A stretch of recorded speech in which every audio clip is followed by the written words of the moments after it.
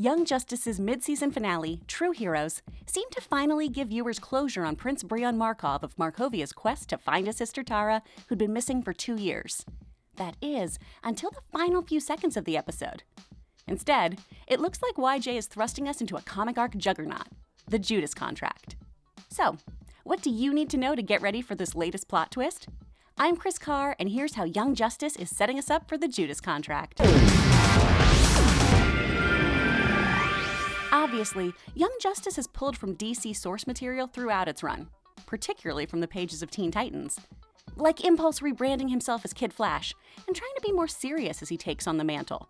Or Jeff Johns' decision to retcon Superboy's origin by making him a hybrid clone of Superman and Lex Luthor. So, why not pull from one of the most prolific story arcs in TT history? It only makes sense that after years of waiting for more episodes, the team of writers on Young Justice would gift us with an adaptation of the Judas Contract. We're already seeing strong parallels from the comic in this latest Young Justice series, which only furthers my belief that we are in fact getting the full-blown Judas Contract arc, YJ style. In the comic, Dick Grayson has officially retired from active service within the League, and only is involved in Team Titan missions. Likewise, we began the season with Dick leaving the League and striking out on his own, sans Nightwing suit. Bringing Beast Boy back, aka Changeling, back into the fray, is another hearkening to the OG story. In that telling, Changeling has romantic feelings for Tara, all while she's feeding information to Deathstroke. What's so interesting about that mole storyline is that Tara feeds Slade Wilson information that can be used to systematically take down each Titan, their secret identities, their weaknesses. It's a calculated, long-game infiltration poised to give a villain the tools to take down the team for good. But obviously, to dive into that story, we need to dissect the Judas of the bunch, Tara, or in this case, Tara. Die-hard comic fans knew that when we first heard about missing Markovian Princess Tara in conjunction with metahuman trafficking, we were more than likely going to see Tara/Tara show up on the scene with her geotelepathic powers in play. We did get a clue earlier in the season that Tara was working with the baddies, when Black Spider tangles with Jakar Marlowe. Jakar seems to evade BS, but is then crushed to death with a ginormous hunk of earth. This murderous move, while not definitely confirmed as Tara, seems to be right in line with her bolder moving powers. This act could easily be dismissed by the use of a control chip, a device that's been used to enslave other metas during this third season storyline. It's even been used to excuse the action of minor metas like Livewire and Mist, so Tara having one is obviously the result of some cruel meta enslavement, and all of her heinous acts can actually be dismissed. That is, of course, until we know that Tara's chip has been removed and she still is in cahoots with the light. Tara contacts Deathstroke with the simple message, "I'm in," at the episode's close. This is a direct hearkening to 1984's The Judas Contract. In Tales of Teen Titans, issues 42 through 44, a young girl named Tara with the power to manipulate Earth and Earth-related materials joins the Titans. Readers had previously been introduced to Tara in New Teen Titans number 26, and she had made regular appearances throughout the title. At this point in the series, she had just been approved to join the Titans, but was revealed to be a double agent working for Deathstroke, aka the Terminator, and was working to destroy this junior Justice League force. The Judas Contract won the Buyer's Guide Fan Award and Favorite Comic Book Story the year it was printed, and was eventually reprinted as a standalone trade paperback by 1988. It's been a staple in DC literature, and is significant in DC lore for many reasons.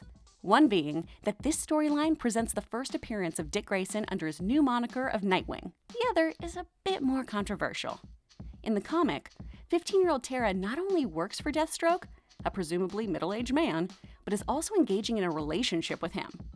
That obviously was a hot topic, and later comics would flash back to the events of the Judas Contract and explore their possibly sexual relationship. DC retconned this notion back in 2018 with Deathstroke number 27. In this story, Tara is a Markovian princess turned con woman who has impressed Slade with her skills. While Tara has strong feelings for Slade, he does not reciprocate them, and under no circumstances sleeps with the underage girl. This gives readers a new slant on the Judas Contract. While Slade is inappropriate and by no means a good person, we learn that there is a line he won't cross, and that he's manipulating Tara for information, and, at times, his own survival. This manipulation is almost more sinister, leading an incredibly powerful, impressionable girl on for his own gain. While this latest season of Young Justice has definitely taken risks thanks to streaming's more lenient standards and practices, I'm sure we'll be getting that line-in-the-sand version of the story, and doubtful we'll be getting this statutory storyline. Plus, the "I'm so in love with you, Slade" bit has already been done in the Judas Contract straight-to-DVD film. Young Justice likes to play with existing storylines, not regurgitate them. And that's what I'm excited about, how Young Justice will play with this story. I'm interested to see if, like in the comic, we'll see Tara's mental instability prior to the team learning she's turned traitor. In the Judas Contract, she's so mentally unstable that some playful ribbing from Changeling causes her to nearly cripple our favorite Beastie Boy. Raven is the one to realize something's truly dangerous about Tara, so who will uncover Tara's instability? With the already huge cast of characters we've introduced so far this season, I think it's safe to count Raven out. So who is it? The intuitive but still naive and learning Halo?